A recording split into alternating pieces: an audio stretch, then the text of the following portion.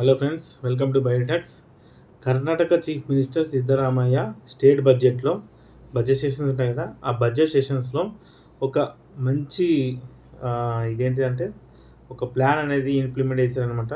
అంటే ఇది ఇంప్లిమెంట్ చేయాలని అనుకుంటారు.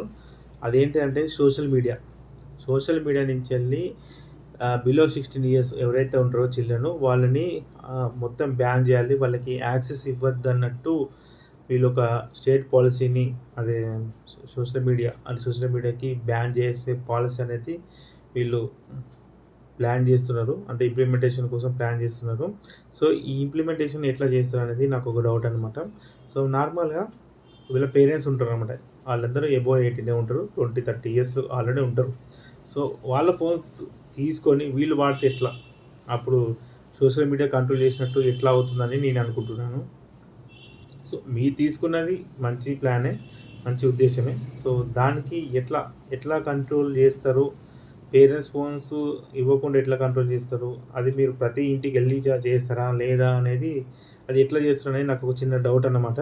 సో ఇలాంటి సోషల్ మీడియా బ్యాన్ అనేది దానివల్ల పిల్లలకి ఎడ్యుకేషన్ మీద చాలా దెబ్బ కొడుతున్నది. సో ఎట్లా అంటే వాళ్ళు ఎక్సెసివ్ యూసేజ్ అనేది మొత్తము మొబైల్ మీదనే పెడుతున్నారు. సో ఎడ్యుకేషన్ గురించి ఫోకస్ తక్కువ ఉంటుంది, సోషల్ మీడియా మీద ఎక్కువ ఉంటుందన్నమాట.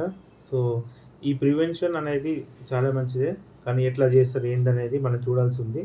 సో ఇలాంటి మరిన్ని వీడియోస్ కోసం మన ఛానల్ సబ్స్క్రైబ్ చేసుకోండి, అలాగే లైక్ చేయండి. Thank you for watching.